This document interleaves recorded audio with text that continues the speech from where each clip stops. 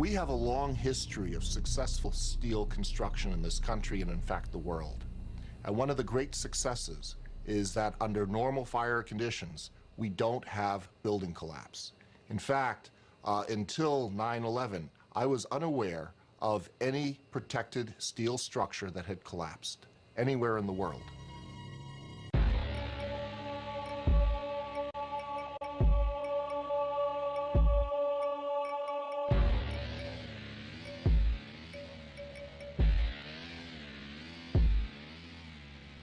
This night, we can only look back in sorrow at a world that has suddenly, perhaps irrevocably, been changed. And tomorrow, and the day after, and the day after that, and in days and years to come, we will look at the calendar and remember September 11th, 2001. It is a date that will be etched in history, engraved in stone, and in our memories. The building's exploding right now. You got people running up the street. Okay. I'm going to tell you what's going on. Okay, just put Winston on pause there for just a moment. Okay, the whole building just exploded some more, the whole top part. The entire building has just collapsed, as if a demolition team set off. When you see the old demolitions of these old buildings, it folded down on itself, and it is not... 10 o'clock Eastern Time this morning, just collapsing on itself. This is a place where thousands of people work. We have no idea what caused this. If you wish to bring anybody who's ever watched a building being demolished on purpose knows that if you're going to do this, you have to get at the under infrastructure of a building and bring it down.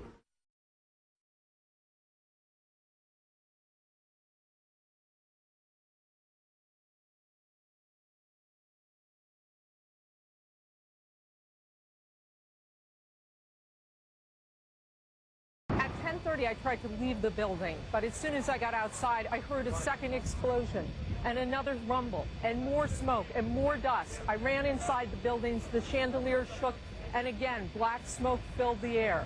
Within another 5 minutes, we were covered again with more silt and more dust. And then a fire marshal came in and said we had to leave because if there was a third explosion, this building might not last. As we were getting our gear on and making our way to the stairway, there was a heavy-duty explosion. We get some of the people out, then there's those secondary explosions, and then the subsequent collapses. So I don't know how many people were in there. I know there was a lot of firefighters, a lot of public safety personnel were in there. New York's bravest never had a chance. We really never even got to that close to the building. An explosion blew and it knocked everybody over. Do you know if it was an explosion or if it was a building collapse? To me, it sounded like an explosion. Most of the victims so far were people outside the blown-up buildings. Like, it sounded like gunfire. You know, bang, bang, bang, bang, bang. And then all of a sudden, 3 big explosions. Top floors collapsed down. I saw it blow and then ran like hell. Thank God. I'm 69, but I can still run. We heard a big explosion coming down. Everything just went black. Everything came down, glass started popping. People got hurt, stuff went on top of them. And it was a big explosion. Everything got dark, real dark, like snow. You can see behind me, this is not snow. This is all from the building. It was a terrible nightmare. Rose Arcee, one of our CNN producers, is on the phone. Rose, what do you got? I'm about a block away, and there were several people that were hanging out the windows right below where the plane crashed, when suddenly you saw the top of the building start to shake, and people began leaping from the windows in the north side of the building. You saw 2 people at first plummet, and then a third one, and then the entire top of the building just blew up, and splinters of debris are falling on the street. We just saw that as well. The second tower, the only one that was standing, tower number 1, we saw some kind of explosion, a lot of smoke come out at the top of the tower, and then it collapsed down onto the streets below. The FBI is here, as you can see. They had roped this area off. They were taking photographs and securing this area just prior to that huge explosion that we all heard and felt. We started running, floor by floor, instead of popping out. It was as if they had detonated. They were planned to take down a building. Boom, boom, boom, boom, boom, boom, boom. The streets of the financial district covered with debris, in some cases ankle deep. Cars on fire, cars just turned by the force of the explosions. It was like something no one had ever seen. this huge, incredible force of wind and debris actually came up the stairs, knocked my helmet off, knocked me to the ground. Well, me and Mr. Hess, the corporation counsel, were on the 23rd floor. I told him we got to get out of here. We started walking down the stairs. We made it to the 8th floor. Big explosion. Blew us back into the 8th floor. We stuck on the stairs for a while. We finally got down to the lobby. Then we get to the lobby, there was this big explosion. And the lobby looked as though a bomb had exploded there.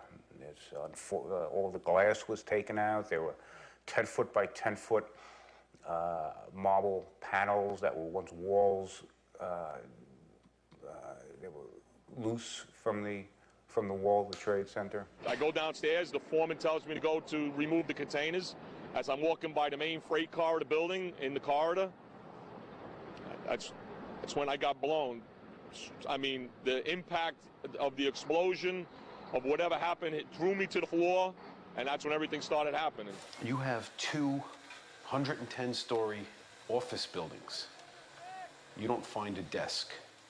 You don't find a chair. You don't find a telephone, a computer. The biggest piece of a telephone I found was half of the keypad, and it was about this big. The building collapsed to dust. I hope I live. I hope I live. It's coming down on me. Here it comes. I'm getting behind the car. It's incredible. Okay, I'm gonna have to go find people who need help. I don't think I'm one of them. You okay, sir? Okay. There's all these noises. I don't know what it is. They say someone needs help. Yeah, Mike! Mike! Mike, come over here! Yeah! Anybody need a doctor? Where are you? Don't have oxygen.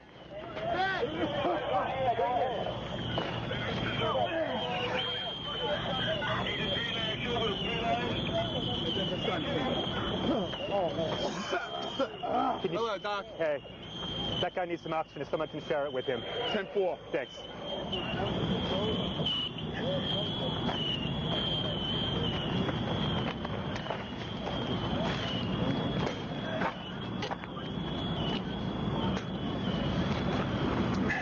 Oh my goodness me. That's all that's standing are the Twin Towers right now in the background. That's all that's standing. That's it. That's all that's left. So you're literally right inside.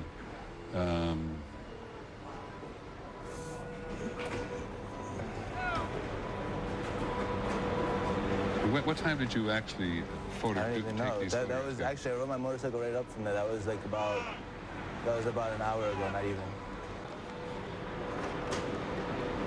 It's absolutely. Look at that. That's all that's left. Do you know whether that's the South Tower or the North Tower? That's the South Tower.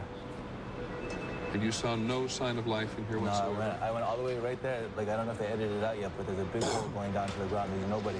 But the firemen said, you know, that there's been a lot of people dead, like a lot of firemen died.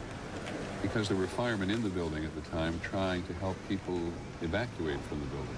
Yeah, they said 200 people died. I thought the fireman I saw, they said 200 people died already. And this wall here, this is from part of the tower itself? Yeah, that's the South Tower, the lobby. And it's all the smoke and there's still fire going on in there right now. Are you walking across? Yeah, see, you're walking across, and that's your friend also with a photograph. And the building on the right that occasionally appears is a building adjacent? Yeah, and it's just gouged. Like the parts of the Twin Tower just gouged out the building. See, that's the concourse below. That's going down like 20 feet or so. It's a bit hard to understand where things were or where are they now. Can you tell us, can you point out what is what in this maze of rubble and destruction? This was the South Tower. This was 104, 106 stories tall. This is what is left. Up there was the North Tower. And you look, and you see, and there's no concrete. There's very little concrete. All you see is aluminum and steel. What happened to the concrete? The concrete was pulverized. And I was down here Tuesday, and it was like you were on a foreign planet. All of lower Manhattan, not just this site, from river to river, there was dust, powder, 2-3 inches thick. The concrete was just pulverized.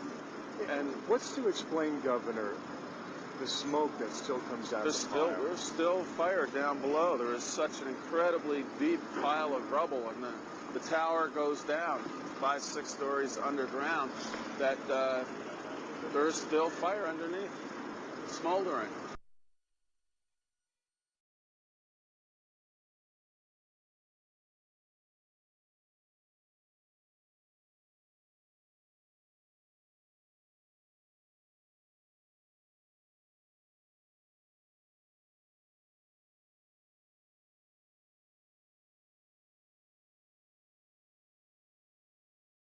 This is as close as we can get to the base of the World Trade Center. You can see the firemen assembled here, the police officers, FBI agents, and you can see the two towers. A huge explosion now, raining debris on all of us. We better get out of the way!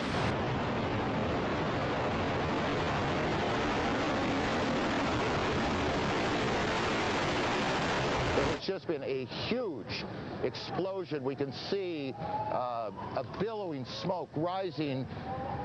And I'll tell you that I can't see that second tower, but there was a cascade of sparks and fire, and now it looks almost like a mushroom cloud explosion, this huge billowing smoke in the second tower. This was the second of the two towers hit. And I cannot see behind that smoke, obviously, as you can either. The first tower in front has not changed. And we see this extraordinarily and frightening scene behind us of this second tower, now just encased in smoke. What is behind it, I cannot tell you. Oh, shit! No! Axel, get on down. What happened? The whole top of the building fell off, dude. Holy shit, dude! Man, did you get... Yes, I have it. The building fell apart, dude. What? Where is it? Holy shit! Holy fucking shit! Look at all the streets! Oh my God, dude, there's so many dead people, man. From Chopper 2 as he takes these pictures. Jim? Yes, I am here, Michael. Jim, tell us what's happening out there. Oh my We just witnessed some kind of secondary follow-up explosion on the World Trade Center #2, the one secondary. Second building that was hit by the plane has just completely collapsed. The entire building has just collapsed, as if a demolition team set off.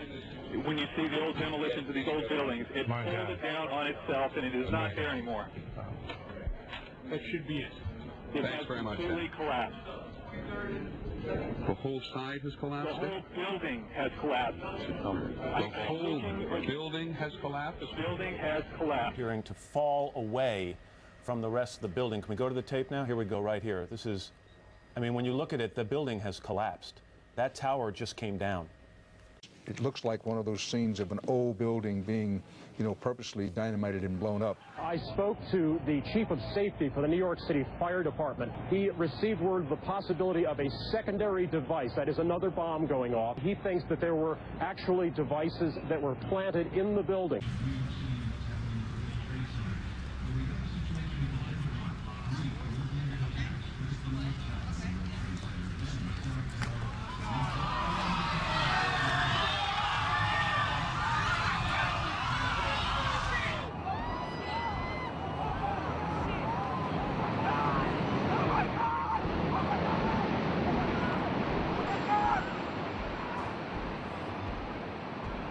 I was making my way to the foot of the World Trade Center. Suddenly, while talking to an officer who was questioning me about my press credentials, we heard a very loud blast, an explosion.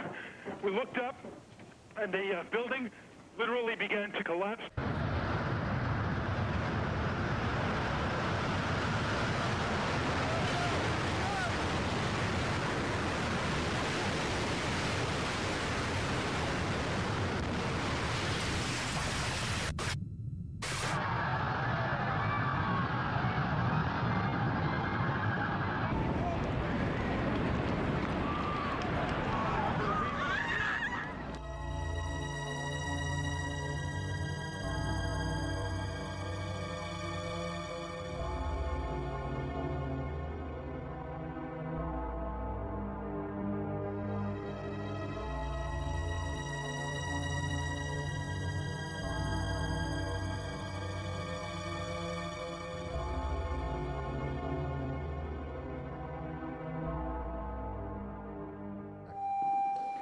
Jesus, I can't even believe what's happening. It's unreal. This is a fucking sick movie. You know? I gotta get out there again and just look for a few more people. This is unbelievable. Look at this, it's nighttime. Oh my, are you outside, man? Hey, Flo, anybody out here?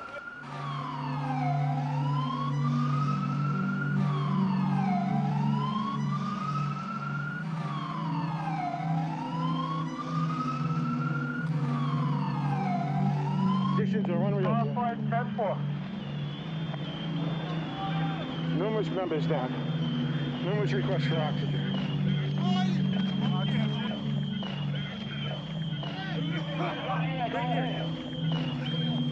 Special thanks to the Rig of 235 who provided shelter right after collapse in the dust storm.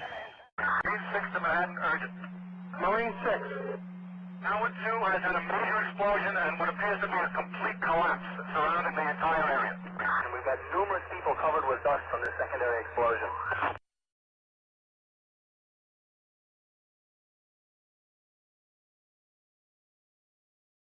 Again, and I know that for many of you, you've heard this a lot, but I think it's important as people join us as they do in moments like this. They are coming in all the time, that there have been attacks in 2 American cities, New York and in Washington. The trade centers here in New York have been hit by airplanes. In Washington, there is a large fire at the Pentagon. The Pentagon has been evacuated. And there's, you can see, perhaps the second tower, the front tower, the top portion of which is collapsing. Good Lord.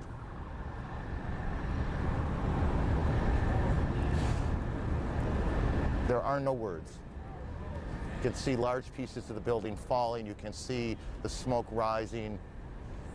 You can see a portion of the side of the building now just being covered on the right side as I look at it, covered in smoke. This is just a horrific scene and a horrific moment.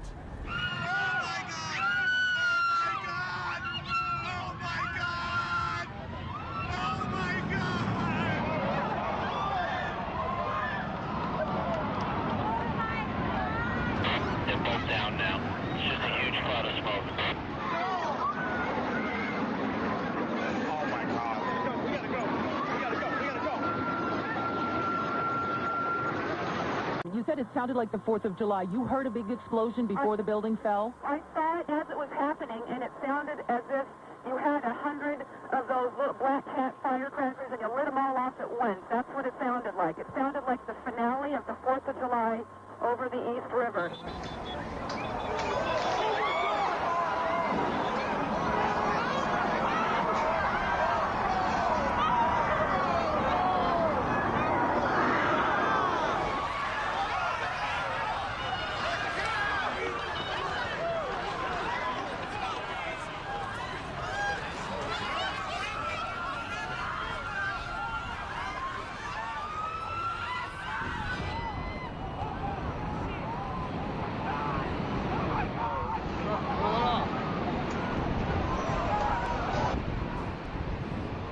There it went, Brian. That was it.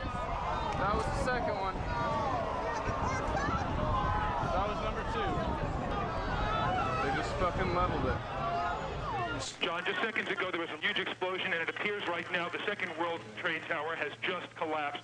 The debris and the smoke is so thick where I am that, again, you cannot see the World Trade Center even though we're just a few blocks away. But it appears the entire building has collapsed. People are literally running, and right now there's nothing here but shock on the streets of Lower Manhattan. John? There it is.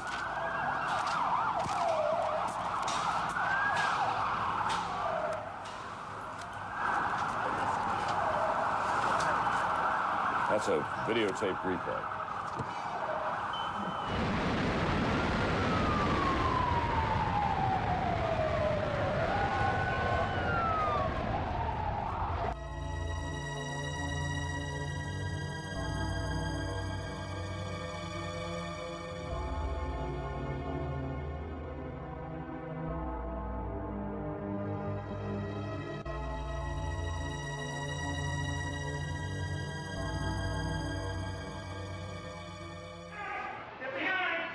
Oh my God, thank you, thank you, thank you.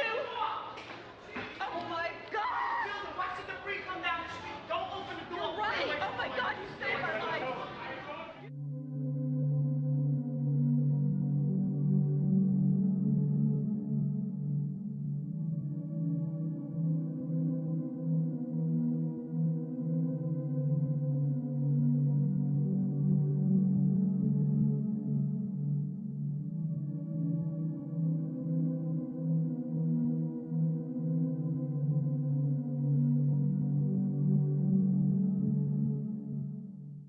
We got another explosion on the tower, 1013, 1013, we got a second tower down. Another tower collapsed. Who's involved in the secondary explosion at Tower 1K? I've got 5 patients, they need to be treated. They won't let me go any closer. No one can go in to get the people out. There's small explosions still going on. Here is the second tower that's coming down, and this was a similar situation. This defies belief.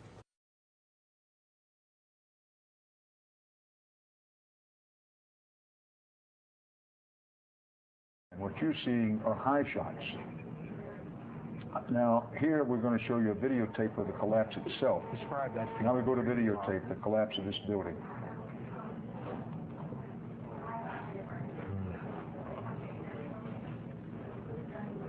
It's amazing. Amazing, incredible, pick your word. For the third time today, it's reminiscent of those pictures we've all seen too much on television before, when a building was deliberately destroyed by well-placed dynamite to knock it down. Let's just stay with this photograph for this graphic for just a second. Well, no, there's number 7 coming down.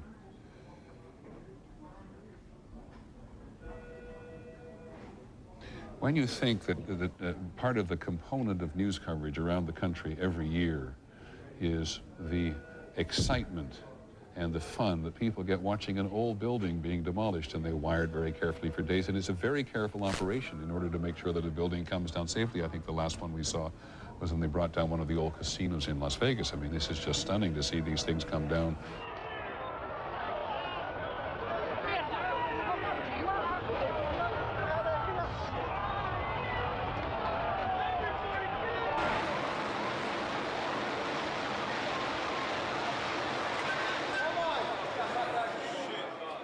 Gone, man. Then suddenly 7 went down. The crowd started running north again, trying to escape the dust cloud and the falling debris. Among them was Daryl. He was a worker trying to help with the injured. You're just standing there all of a sudden out of nowhere. You hear this clap, sounds like thunder. The building had shock waves going through. You could see a shock wave go up, the windows blast out. You know, it was like I thought I was watching a movie. So, I mean, I can't believe this is happening. You know, it's really ridiculous. But, you know, came down floor by floor. Structure stayed intact until it all hit the ground. Back live, we have had little relief here. Take a look at this. About an hour ago, World Trade Center building number 7 collapsed. A 42-story building. No word of any casualties in the building. It was the one calamity that was not a surprise. I remember getting a call from the fire department commander telling me that they were not sure they were going to be able to contain the fire. And I said, you know, we've had such terrible loss of life. Maybe the smartest thing to do is pull it. And they made that decision to pull, and then we watched the building collapse.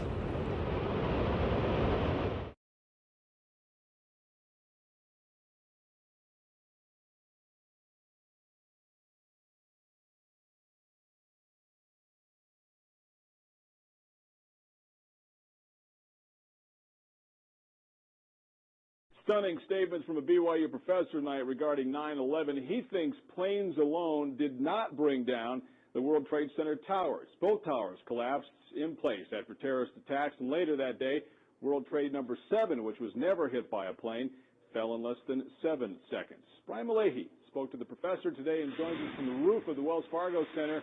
A crazy theory, Brian, or any validity to this?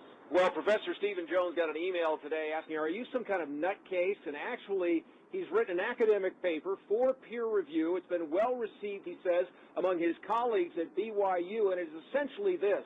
The buildings fell on September 11th, not from planes, but from explosives that were intentionally set.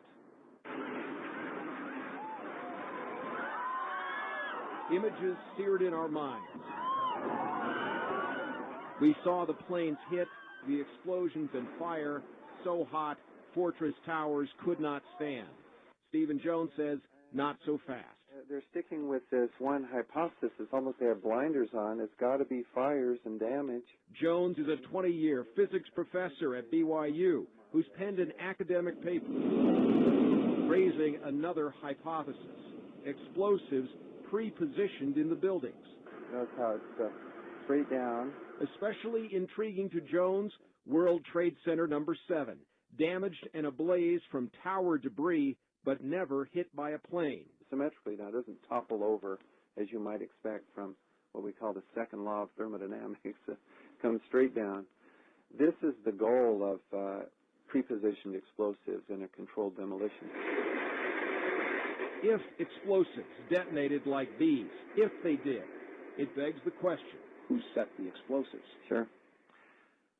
And I try not to go there too much because we have to answer the first question first, the scientific issue first. We need to consider all options for the collapse of these buildings. Let the chips fall where they may. Jones says that models conducted in tests since 9/11 have not been able to duplicate what happened to the buildings. He is not saying that this is a proven theory. He says, in fact, that it's a hypothesis, but he wants a fresh, new, independent investigation. Mark, back to you. Definitely something to think about, though, Brian. Yeah, all right. sure is. Thanks a lot. The collapses of the Twin Towers and building number 7 had to have been examples of controlled demolition, brought about by thousands of explosives placed throughout each of the buildings. No foreign terrorists could have obtained the kind of access to the buildings this would have required. One reason for concluding that the 3 buildings were brought down by explosive is the very fact that they did collapse. High-rise steel frame buildings have never, before or after 9/11, been caused to collapse by fire. Even when, as in the Philadelphia fire of 1999 and the Madrid fire of February of this year, the fires were much larger, much hotter, and much longer lasting than any of the fires in the World Trade Center. The second reason is the specific nature of the collapses, each feature of which points to explosives. For example, the buildings collapsed straight down and at virtually free fall speed, as in controlled demolitions. And then the rubble smoldered for months afterwards. With regard to the Twin Towers in particular, many people in the building said that they felt or heard explosions. Virtually all the concrete of these enormous structures was pulverized into very fine dust. This was the South Tower. This was 104, 106 stories tall. This is what is left. Up there was the North Tower. And you look, and you see, and there's no concrete. There's very little concrete. All you see is aluminum and steel. What happened to the concrete? The concrete was pulverized. And I was down here Tuesday, and it was like you were on a foreign planet. All of Lower Manhattan, not just this site, from river to river, there was dust powder 2-3 inches thick. The concrete was just pulverized. Try this. Get a piece of concrete and drop it a little over 1,000 feet and see if it pulverizes into very fine dust. It won't happen. Much of this dust, along with steel and aluminum, was blown out horizontally from the buildings several hundred feet. Most of the steel beams and columns came down in sections about 30 feet long, conveniently ready to be loaded onto trucks. And pools of molten steel were found beneath the rubble. This is how it's been since day one. Oh, it's unbelievable. And this is 6 weeks later, almost 6 weeks later. And as we get closer to the center of this, it gets hotter and hotter. It's probably 1,500 degrees. We've had some small windows into what we thought was the core at some point, and it looked like an oven, you know? It was just roaring inside. And it was just a bright, bright reddish-orange color. See that stuff he's pulling out? What was that, Chief? We're gonna hold off on the water. See the stuff he's pulling out? Yeah. It's red hot. If we hit it too much steam, you won't be able to see what he's doing. Great. These and even more effects point to the existence of very powerful, precisely placed explosives. A third thing supporting the theory of controlled demolitions is evidence of a deliberate cover-up.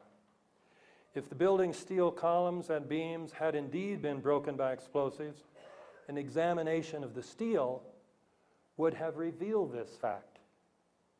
However, although it is normally a federal offense to remove anything from a crime scene, the steel was quickly loaded onto trucks and put on ships headed for Asia to be melted down. I will mention one more example of the cover-up. Insofar as there is an official story as to why the towers collapsed, it is the pancake theory, according to which the floors above the destruction caused by the airplanes collapsed on the floor below, and then those floors collapsed on the floor below that, and then it pancaked all the way down. Now, even if this theory were remotely plausible, can you imagine it pancaking at free fall speed? The other problem is what happened to the 47 massive steel columns that constituted the core of each of these twin towers. They were the weight-bearing structures of each tower. Those 47, even if the pancake theory were true, those 47 steel beams should have been sticking up at least several hundred feet into the air, just like the old phonographs, where sometimes the 78 records would collapse, but the spindle's still sticking up in the air. You should have had 47 spindles still sticking up in the air. Well, what did the 9/11 Commission report do about that problem? It avoided the problem incredibly by simply denying the existence of these columns, even though those columns, I'm not making this up. These columns were the unique feature of these towers when they were first built. So the Commission report, after saying falsely that most of the weight of each tower was borne by the steel columns in its exterior walls, this supposedly authoritative report said the interior core of the buildings was a hollow steel shaft in which elevators and stairwells were grouped. Such a desperate lie is a sure sign of a cover-up.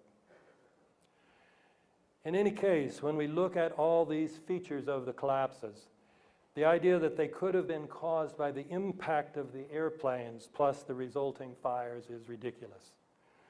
This is even clearer with regard to building number 7, which wasn't hit by any airplane, and yet it came down about 5:30 that afternoon. Its collapse remains so impossible to explain, except as controlled demolition, that the 9/11 Commission report did not even mention it, as if the collapse of a 47-story building was not worthy of comment. And it only had fires on floors numbers 7 and 12 of 47 stories.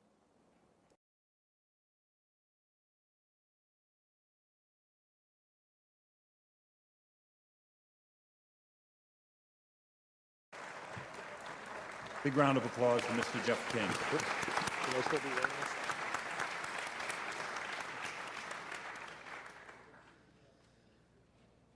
Okay. I studied physics at MIT. I did electrical engineering for about 8 years. I've had quite a bit of practical engineering experience. When I first saw the collapses, I was absolutely convinced that they were not spontaneous.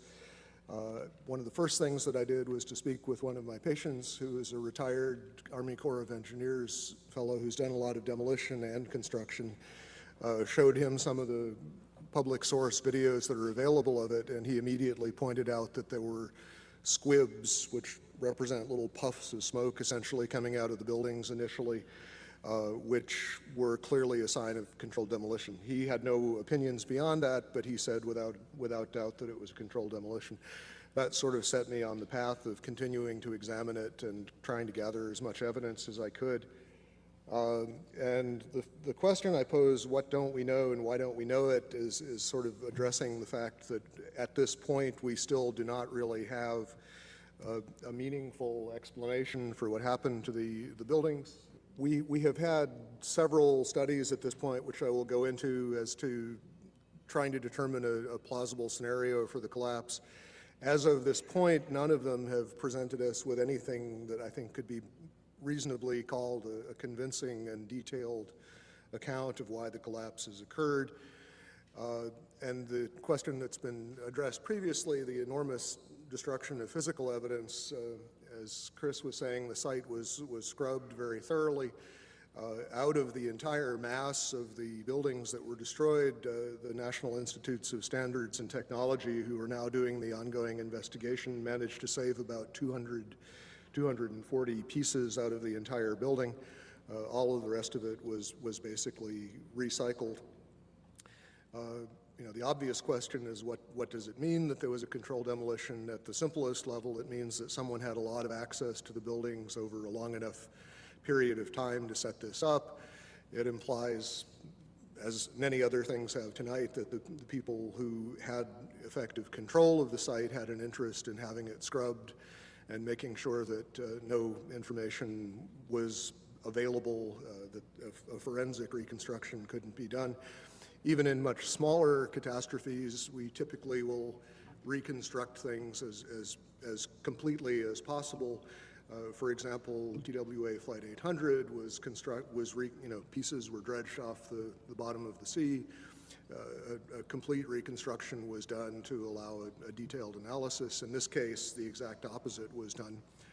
The first report that was really issued on this was issued by FEMA in collaboration with the American Society of Civil Engineers. There was basically a volunteer team from ASCE that had very limited access to the site. A lot of the pieces that they were able to retrieve were retrieved by going to landfills and trying to find interesting pieces before they were disposed of.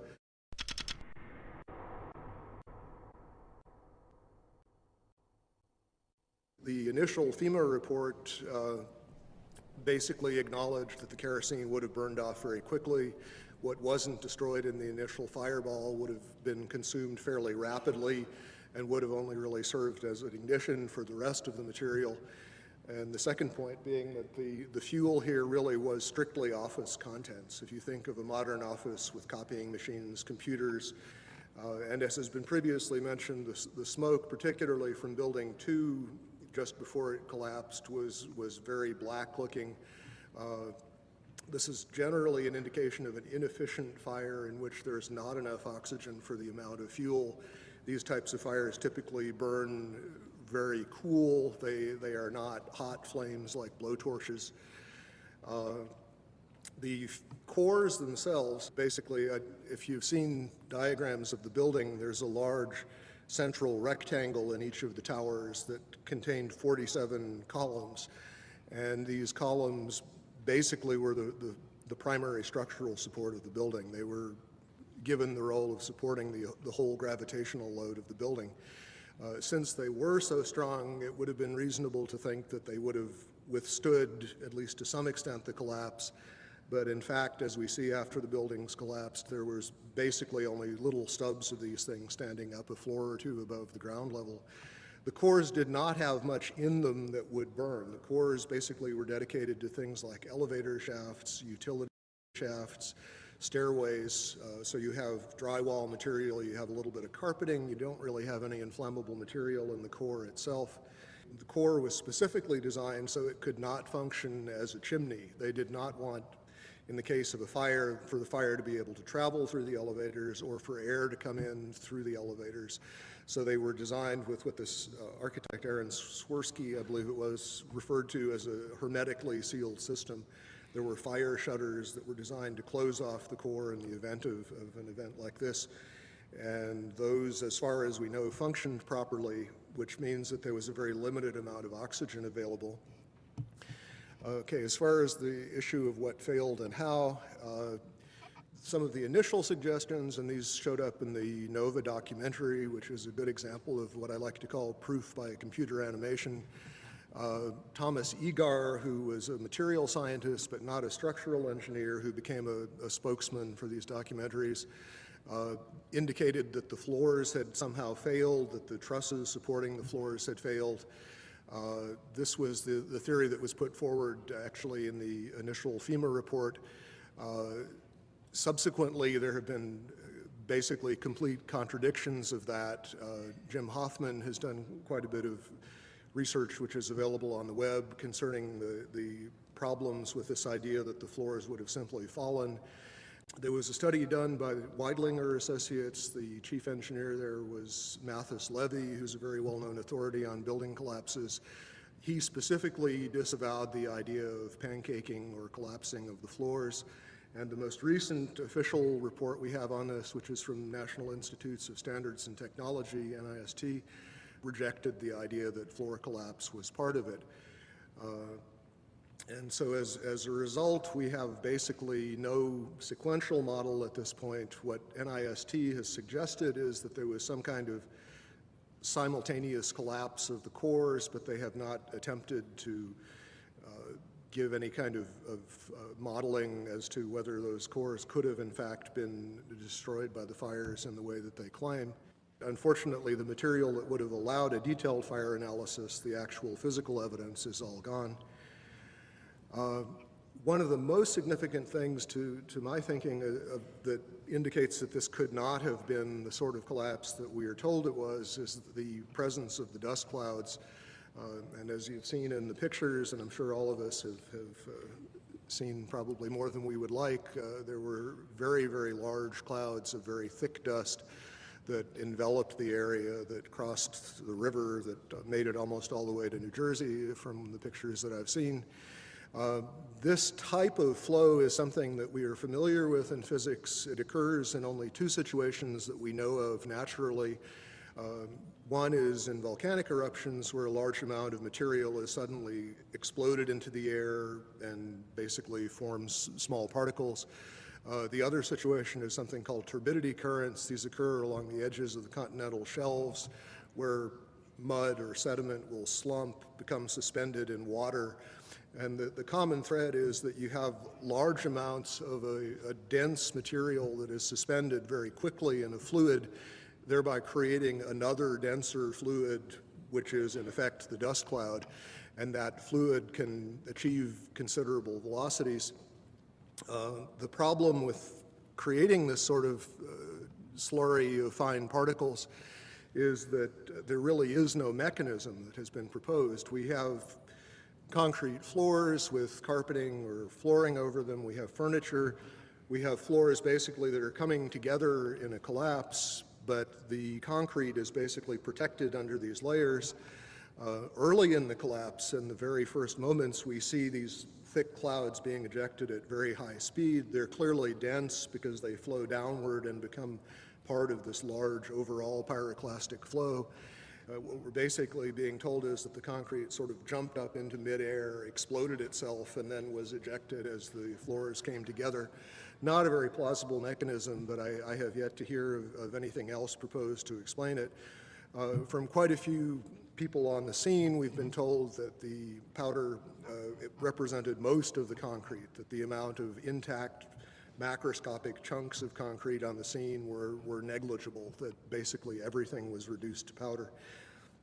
And incidentally, we also know that other things besides concrete were reduced to powder. We know that contents of computers, exotic metals from computer chips, these sorts of things were also identified in the dust and in very small particles, generally on the order of less than 100 microns in diameter. So we have a real issue of mechanism as far as what in the process of this collapse could cause so many things to be pulverized so finely. For the towers to collapse the way we saw them collapse basically implies that the columns simply collapsed into themselves. They telescoped straight down. Steel keeps a lot of its structural integrity even when heated. Until you begin to approach the melting point, you don't really see a catastrophic loss of strength, and this is what we're talking about. We're talking about basically vertical box columns collapsing into themselves, which implies a complete loss of mechanical strength. And as far as the initial impacts, this recent NIST study made an interesting point about World Trade Centers 2. The film analysis showed that it oscillated for about 4 minutes after it was struck by the airplane, and the oscillation rate was identical to what would be expected for the intact tower. Trade Center towers and most modern buildings are heavily redundant in the sense that the load bearing can be shifted to other members if some of them fail, and we saw that happen in this case. Stresses do redistribute, but absent further weakening of the structural members, that distribution is limited. It happens, the structure restabilizes, and unless there's significant further damage, it doesn't progress to a total collapse. World Trade 1 began collapsing from the very top after an hour and 40 minutes. It's very hard to imagine office contents progressively heating up hotter and hotter over that period of time. And for a building to collapse from the very top, which is the least heavily loaded, is also very odd, to say the least. Just a couple of other anomalies. As we know, there were reports of explosions. There were reports of underground explosions in both of the towers at the time of the impact from a building engineer by the name of Philip Morelli. There are interviews with him on the web. From the Naudet brothers film, 9/11, we see that the lobby of the North Tower was extensively damaged with what looks like high explosive blast damage, and this was immediately after the plane collision. But we know that on the weekend before, there were power downs, and there appear to have been evacuation drills going on throughout the previous week, which suggests that at least some people knew that something was happening. The power downs may represent a time window in which demolition charges would have been planted, although I think it's possible that they also were planted over a much longer period of time, given the relative accessibility of the buildings. Okay, that's all I have to say. Thank you.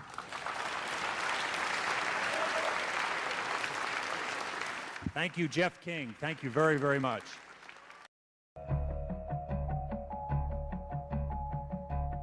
Good morning, I'm Neil Heinen. It is unprecedented that I would get email about a For the Record program before the program even aired. But that was the case in the 24 hours before we taped this show Friday afternoon, as I received several emails of both support and outrage from people who had simply heard Kevin Barrett was to be my guest. Such is the passion generated by Mr. Barrett's views on the events of September 11th, 2001. The most recent event of which I'm aware is the resolution signed by 61 state legislators calling for the UW to fire Mr. Barrett. Kevin Barrett is my guest this morning. Mr. Barrett, thank you very much for joining me. Well, it's good to be with you, Neil. My question is, shouldn't it be simple enough to provide the evidence that would support the claims of the government? I mean, there should be plenty of physical evidence, shouldn't there? Well, it depends which claims you're talking about. Personally, I think that the real core of the whole 9/11 question is the issue of whether the 3 World Trade Center buildings were demolished with explosives or whether they fell down for some other reason, such as being damaged by plane crashes or fires. And I think that at this point, the evidence is in. Anybody who's kept up with the critique of the official story in this area knows that at this point, the evidence just, is very convincing that all 3 buildings were taken down with explosives and controlled demolitions. For the government to try to disprove that at this point, or to try to support its case, I think would be very difficult because, they hid all the evidence. They prevented any kind of forensic investigation. All the steel was shipped off as fast as possible to China and melted down for scrap, so it was impossible to test the steel for signs of explosives. Fortunately, some remains, and Professor Stephen Jones has gotten his hands on multiple sources worth of steel, and he's run tests and he's found traces of thermate, an enhanced version of thermite, which is an explosive device that can take out steel, cut right through it like a knife through butter. I think that at this point, no rational person who looks at the evidence can argue against the proposition that the 3 World Trade Center buildings, the Twin Towers and WTC-7 especially, were taken down in controlled demolitions. That, I think, is by now proven beyond a reasonable doubt, as David Griffin has said, and as everybody's looked into it, I think, from a fair-minded perspective, agrees. Are you worried that you're shortchanging your own career, that that you will have difficulty pursuing your chosen field by virtue of the controversy? You know, I think what I'm doing is angling on the long term. In the short term, I may have some problems. It might be a little harder to get rehired next semester.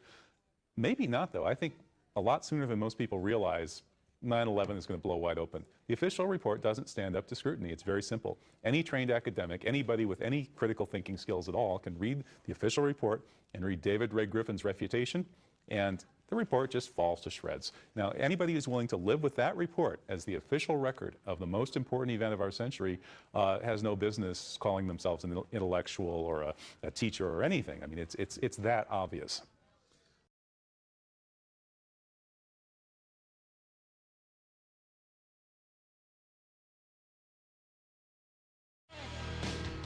Hello, I'm AJ Hammer, live in New York City.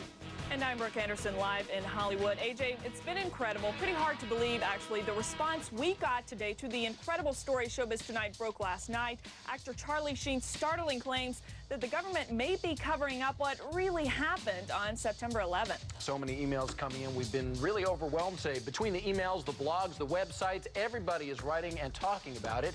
Charlie Sheen made the comments during a hard-to-believe interview on a radio show. And don't move, because in just a moment, the host of the radio show, the guy who actually spoke with Sheen, is going to join me live here on Showbiz Tonight. But first, let's get you up to speed on the latest developments. The more you look at stuff, especially specific incidents, specific events in or around the fateful day, it just raises a lot of questions. The questions Charlie Sheen is raising about the 9/11 attacks are raising a lot of eyebrows. Our email inbox immediately started to overflow, and the coverage on Showbiz Tonight is getting a lot of attention. The website 9/11 Blogger calls Showbiz Tonight's coverage, quote, the first time a major news station has covered 9/11 questions in any reasonable format. It all started with a radio interview Sheen gave to GCN radio network host Alex Jones, a cult hero of sorts to 9/11 conspiracy theorists. Well, during the interview, Sheen made clear that he backs Jones' views. We're not the conspiracy theorists on this particular issue. It seems to me like, 19 amateurs with box cutters taking over 4 commercial airliners and hitting 75% of their targets. That feels like a conspiracy theory. Sheen also made another shocking suggestion that we may not know the full story about the collapse of the World Trade Center.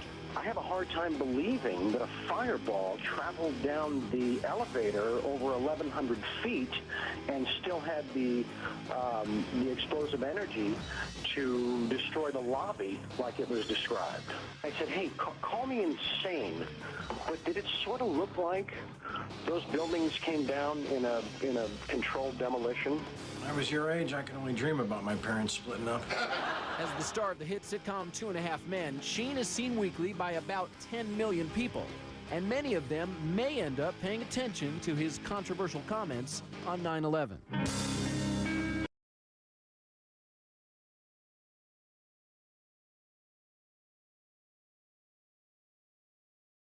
My next guest is a man who needs no introduction. He is the host of Sunday news program Meet the Press. Tim Russert, thanks for joining us on Deadline Live. A real pleasure to be here. Tim, do you know that Morgan Reynolds, former chief economist of the Department of Labor under George W. Bush, has come out and said he thinks 9/11 was an inside job? So has Ray McGovern, CIA analyst who briefed both Bush and Reagan, Paul Craig Roberts, Deputy Secretary of the Treasury, father of Reaganomics, and among others, Lieutenant Colonel Bob Bowman, who was a former director of advanced space programs development under Ford and Carter. And these are some pretty heavyweight people. These aren't conspiracy theorists, Tim. These are some heavyweight people that worked under these major administrations. Mm-hmm. Well, I'll leave their judgments and opinions to them, and I obviously have done my reporting and offer the truth as I see it. A lot of people would like to learn more about this. Obviously, I don't think we got everything out of those investigations, the 9/11 investigations, that we would need in order to determine a multitude of wars. Mm-hmm. That's pretty important stuff, don't you think, Tim? Well, is it possible we can have you get one of these guys on your CNBC program? Tim, are you with me? Tim Russert. Tim, are you with me?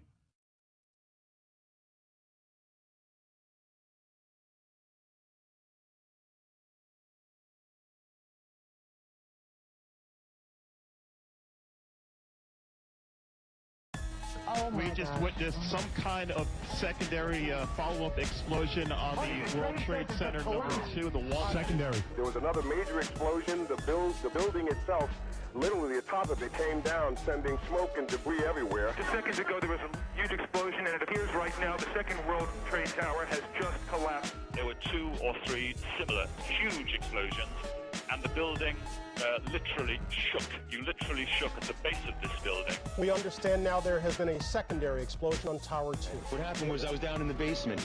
All of a sudden we heard a loud bang, and the elevator doors blew open. Some guy was burnt up, so I dragged him out. His skin was all hanging off.